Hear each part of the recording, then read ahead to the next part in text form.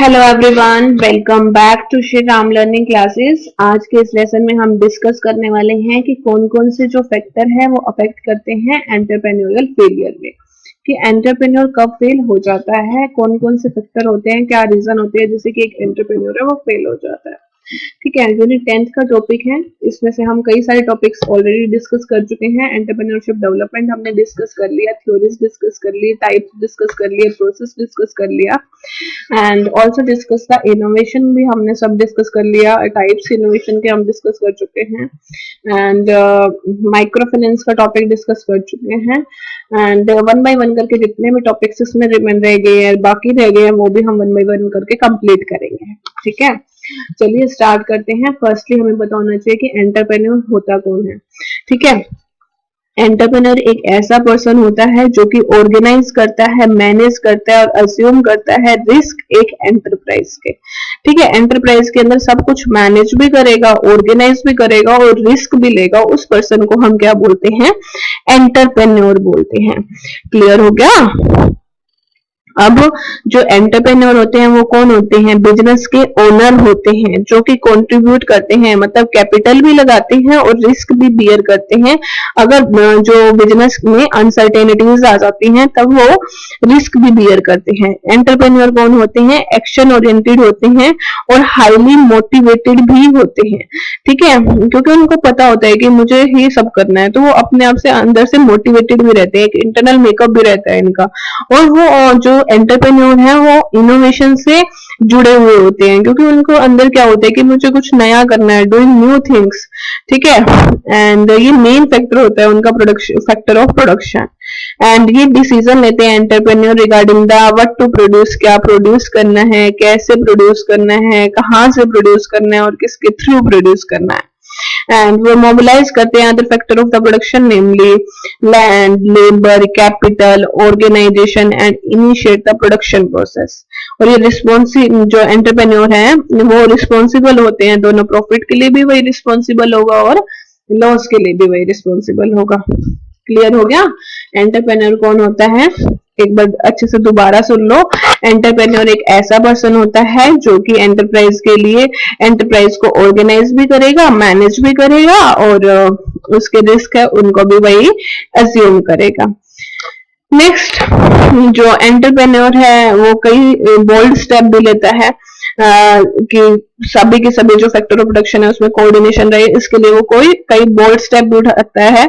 और जो एंटरप्रेन्योर है वो ओनर होता है बिजनेस का एंड वही कैपिटल में कंट्रीब्यूट करता है और वही अनसर्टेनिटीज में रिस्क भी लेता है। एंटरप्रेन्योर एक्शन ओरिएंटेड होता है एंड वो इनोवेशन से जुड़ा हुआ होता है एंटरप्रेन्योर। और एंटरप्रेन्योर का मेन मोटो क्या होता है कि वो देखता है कि क्या प्रोड्यूस करना है, what to produce, how to produce, कैसे प्रोड्यूस करना है, वेयर टू प्रोड्यूस, कहाँ प्रोड्यूस करना है और किसके थ्रू प्रोड्यूस करना है। ये एंटरप्रेन्योर का काम होता है, चाहे प्रॉफिट हो चाहे लॉस हो, इसमें सभी के लिए कौन रिस्पॉन्सिबल होता है?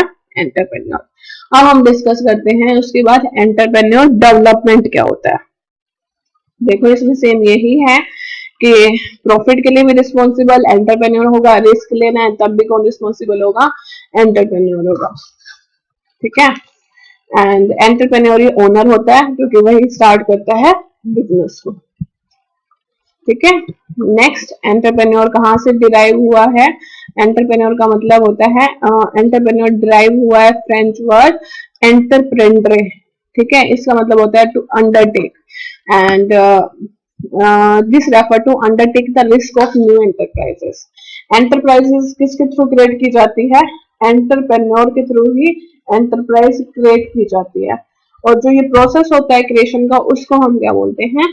एंटरप्रेन्योरशिप। ठीक है, एक एंटरप्राइज को कौन क्रिएट करता है? एंटरप्रेन्योर। और जो उसके अंदर जितने भी प्रोसेस होते हैं ऑफ क्रिएशन उसको क्या बोलते हैं? एंटरप्रेन्योरशिप। एंटरप्रेन्योरशिप हमेशा कैसी होती है? एक्शन ओरिएंटेड होती है। ठीक है, एंटरप्रेन्योर कौन होता है? जिसके अंदर एक पर्सन है वो सर्च करता है कुछ नया नया थिंग और एक्सप्लॉइट करता है idea into the gainful opportunity. ठीक है, और एंटरप्रेन्योर ही सभी रिस्क लेता है और अनसर्टेनिटीज में भी कौन देखता है? एंटरप्रेन्योर ही। ठीक है, सिंपल स्पीकिंग एंटरप्रेन्योर होता कौन होता है जिसके अंदर कैपेसिटी होती है कि एक वेंचर को स्टार्ट करे और रिस्क ले, तभी वो क्या बनता है, एंटरप्रेन्योर बनता है। सभी के सभी एंटरप्रेन्योर हैं वो सक्सेसफुल नहीं होते, क्योंकि उनके अंदर जो कुछ एक कैरेक्टरिस्टिक्स होती हैं जो जिससे कि एंटरप्रेन्योरशिप में वो क्या होते हैं, सक्सेसफुल होते हैं। ठीक है, एंटरप्रेन्योरियल डेवलपमेंट। अब हम देखते हैं कि मेन ऑब्जेक्टिव क्या होता है एंटरप्रेन्योरियल डेवलपमेंट स्कीम का। मेन ऑब्जेक्टिव होता है एंटरप्रेन्योरियल डेवलपमेंट स्कीम का कि जो इंडियन गवर्नमेंट है वो मोटिवेट करती है, असिस्ट करती है किसको, पोटेंशियल एंटरप्रेन्योर को फाइनेंस देती है और बहुत सारी स्कीम देके, जिस वजह से उनको मोटिवेशन मिले कि वो क्रिएटिव काम कर सके और स्मॉल स्केल यूनिट सेटअप हो for the country economic growth. ठीक है, इसमें समझ आ गया कि जो मेन ऑब्जेक्टिव क्या होता है एंटरप्रेन्योरियल डेवलपमेंट स्कीम का, कि इंडियन गवर्नमेंट है वो एंटरप्रेन्योर को मोटिवेट करती है, असिस्ट करती है, पोटेंशियल एंटरप्रेन्योर को फाइनेंस देती है और बहुत सारी स्कीम देती है कि जिससे कि एंटरप्रेन्योर मोटिवेशन मिल सके उनको और वो क्रिएटिव काम करे। ठीक है, और जिससे कि वो स्मॉल स्केल यूनिट है वो सेटअप हो for the country economic growth.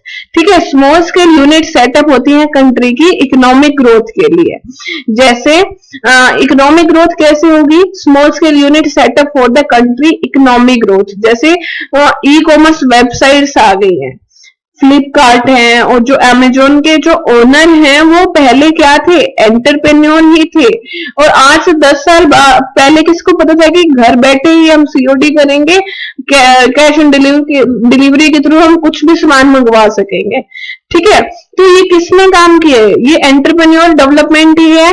Entrepreneur ने ही ये जो जैसे फ्लिपकार्ट है या अमेजोन के जो ओनर है वो पहले एंटरप्रेन्योर ही थे, उन्होंने ये सेटअप किया सब कुछ।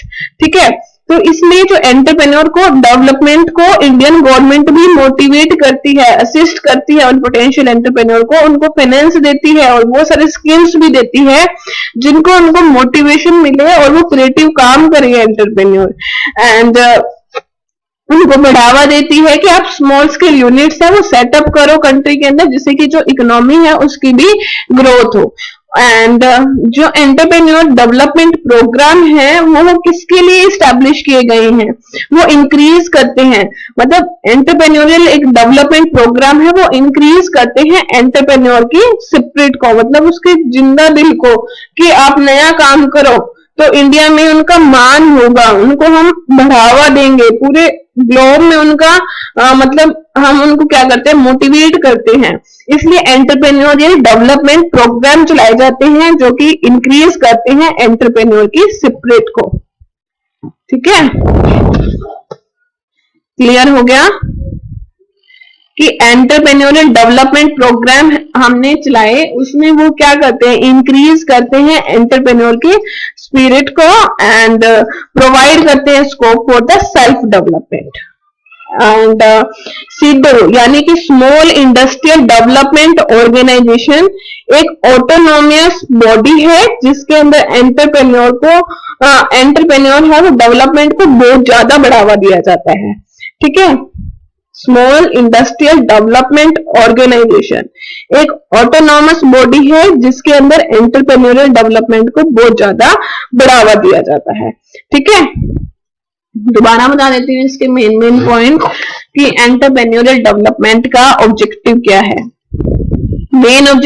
फर्स्ट मेन ऑब्जेक्टिव है कि इंडियन गवर्नमेंट है वो एंटरप्रेन्योर्स को मोटिवेट करती है, असिस्ट करती है, पोटेंशियल एंटरप्रेन्योर को फाइनेंस देती है और बहुत सारे स्कीम देके जिस वजह से उनको मोटिवेशन मिले कि वो क्रिएटिव काम करें और स्मॉल स्केल यूनिट्स है वो सेटअप करें कंट्री के लिए फॉर द इकोनॉमिक ग्रोथ। और एंटरप्रेन्योरियल डेवलपमेंट प्रोग्राम भी बनाए गए हैं जिसमें कि एंटरप्रेन्योरियल के स्पिरिट को हम क्या करते हैं, मतलब कि एंटरप्रेन्योर को हम बढ़ावा देते हैं, उस जिंदा दिली को कि वो ये नया काम करते हैं, क्रिएटिव स्पिरिट बढ़ता रहे, नया काम करें, इंडिया में मान बढ़े, ये हम क्या करते हैं, इसलिए वो डेवलपमेंट प्रोग्राम बनाते हैं। और जो स्मॉल इंडस्ट्रियल डेवलपमेंट ऑर्गेनाइजेशन है सीडो, वो भी एक ऑटोनॉमस बॉडी है जिसके अंदर एंटरप्रेन्योरियल डेवलपमेंट को बहुत ज्यादा बढ़ावा दिया जाता है। ठीक है, अब हम देखते हैं, देखो इसमें भी यही लिखा है, मैंने बेसिक से आपको सारा बता दिया कि जो एंटरप्रेन्योरियल डेवलपमेंट है वो बहुत ज्यादा आज के टाइम पे जरूरी हो गया है। इसमें इससे क्या होता है कि जो इकोनॉमी है उसका भी ग्रोथ होता है, डेवलपमेंट होता है। एंटरप्रेन्योर मैंने कंप्लीट आपको पिछले उसमें बता दिया था कि ऐसा बंदा होता है जो नए नए आइडियाज लेके आता है, प्रॉफिट भी वही देखता है, लॉस भी वही देखता है। एंटरप्रेन्योरियल डेवलपमेंट का मेन ऑब्जेक्टिव होता है कि मोटिवेट करना, असिस्ट करना एंटरप्रेन्योर को कि वो सेटअप करें small unit of their own, मतलब कि स्मॉल स्केल यूनिट सेटअप करें जिससे कि इकोनॉमी का भी ग्रोथ होगा। जैसे इसमें हमने एग्जांपल लिया था फ्लिपकार्ट और अमेजोन के जो पहले ओनर थे वो पहले क्या थे, एंटरप्रेन्योर ही थे वो, और क्या पता था कि उन्होंने इतना अच्छा काम किया, इतनी यूनिट सेटअप की जैसे कि इकोनॉमी का ग्रोथ हो रहा है कि घर बैठे ही लोग अपना अच्छे से सामान मंगवा सकते हैं और सीओडी भी, कैश ऑन डिलीवरी भी कर सकते हैं। ठीक है, एंटरप्रेन्योरियल डेवलपमेंट प्रोग्राम भी बनाए गए हैं जो कि एंटरप्रेन्योर के स्पिरिट को बढ़ावा देते हैं, उनको कहते हैं कि हाँ आप बहुत अच्छा काम कर रहे हो, क्योंकि उनका माइंड चलता है तभी तो वो क्रिएटिव आइडियाज आते हैं उनके माइंड में और वो इकोनॉमी की ग्रोथ में भी हेल्पफुल होते हैं। अब है कि किन रीजन से जो एक एंटरप्रेन्योर है वो फेल हो जाता है, क्या क्या कारण होते हैं जिससे जो एंटरप्रेन्योर है वो फेल हो जाता है। फर्स्ट, मैनेजमेंट अच्छा नहीं है, पुअर मैनेजमेंट है। पुअर मैनेजमेंट में क्या है कि जैसे कि एक्सपीरियंस है वो अनबैलेंस्ड है, इनएक्सपीरियंस है, उस लाइन में एक्सपीरियंस ही नहीं है और फिर वो बंदा उस फील्ड में काम कर रहा है, तो मैनेजमेंट अच्छा नहीं है। इनएक्सपीरियंस है मैनेजमेंट में, अनबैलेंस्ड एक्सपीरियंस है, इनएक्सपीरियंस है उस लाइन में, तो क्या है, पुअर मैनेजमेंट। नेक्स्ट, फेल होने का कारण क्या है, प्रोडक्शन की प्रॉब्लम। प्रोडक्शन प्रॉब्लम में क्या होता है, जैसे कि रॉ मटेरियल अच्छा नहीं है, लेबर की प्रॉब्लम है, हाई रेट ऑफ रिजेक्शंस है, पावर कट है, वेस्टेज है मटेरियल में, फ्रीक्वेंटली मशीन्स है वो ब्रेक डाउन हो जा रही है, खराब हो रही है, तो ये प्रोडक्शन की प्रॉब्लम हो सकती है जिससे कि एंटरप्रेन्योर फेल हो सकता है। Next, high fixed cost. High fixed cost में क्या होता है कि हाई इन्वेस्टमेंट है लैंड एंड बिल्डिंग के ऊपर, मतलब जो भी लैंड ले रखे है, बिल्डिंग है, उसमें हाई हैवी इन्वेस्टमेंट है, and increased administrative and other overhead. Marketing borrowing है वो हाई इंटरेस्ट रेट है, तो इससे भी जो एंटरप्रेन्योर है वो फेलियर के चांसेस हो जाते हैं। नेक्स्ट, मार्केटिंग में प्रॉब्लम आ रही है। मार्केटिंग प्रॉब्लम जैसे कि रिसेशन आ गया, जो क्वालिटी है फिनिश गुड्स की वो लो हो गई, एंड ये मार्केटिंग की प्रॉब्लम है। Next, financial problem. Financial problem में क्या हो सकता है कि जैसे कि अलाउ कर दिया long credit to the purchase of the finish goods, and diversion of short term fund into the long term uses, ये फाइनेंशियल प्रॉब्लम्स आ सकती हैं। या बिजनेस के ऊपर वो ध्यान ही नहीं दे रहा, या फ्रॉड हो गया, या डिजास्टर हो गया, ये कई सारे रीजंस होते हैं जिससे कि जो एंटरप्रेन्योर है वो फेल हो जाता है। ठीक है, समझ आ गया, पुअर मैनेजमेंट है, प्रोडक्शन की प्रॉब्लम हो रही है, फिक्स्ड कॉस्ट हाई है, और मार्केट प्रॉब्लम है, फाइनेंशियल प्रॉब्लम है, नेग्लेक्ट ऑफ बिजनेस, फ्रॉड और डिजास्टर। और इन सभी को हम कॉप अप किससे कर सकते हैं, थ्रू द मोटिवेशन, स्ट्रेटेजी और रियलिस्टिक विजन। अगर हम मोटिवेट रहेंगे, स्ट्रेटेजी अच्छी बनाएंगे, हमारा विजन अच्छा रहेगा, तब हम जो एंटरप्रेन्योर है वो फेल होने से बच सकता है। ठीक है, this is all about the reason for the क्या क्या कारण है जैसे कि जो एंटरप्रेन्योर है वो फेल हो सकते हैं, और हम इन सबसे एंटरप्रेन्योर जो फेल होने से बच सकता है उसको क्या क्या अपनाना चाहिए, मोटिवेट रहना चाहिए हमेशा, अच्छी स्ट्रेटेजी अडॉप्ट करनी चाहिए और रियलिस्टिक विजन होना चाहिए, तो एंटरप्रेन्योर है वो मोटिवेट रहेंगे। ठीक है, this is all about the entrepreneurship, entrepreneurial development and reason for the कि किस कारण से जो failure of the entrepreneur. Reason for the failure of the entrepreneur, किस कारण से जो एंटरप्रेन्योर है वो फेल हो रहे हैं। ठीक है, ये हमने सारा इस स्लाइड्स में पढ़ा। Thank you. एंड इस रिलेटेड आप नोट्स हैं वो मेरे टेलीग्राम चैनल पर ले सकते हैं। एंड कोई भी क्वेरी हो तो आप मुझे कमेंट सेक्शन में कमेंट कर सकते हैं। एंड नेक्स्ट लेसन में कंटिन्यू करते हैं बाकी के टॉपिक के साथ। Thank you, bye bye.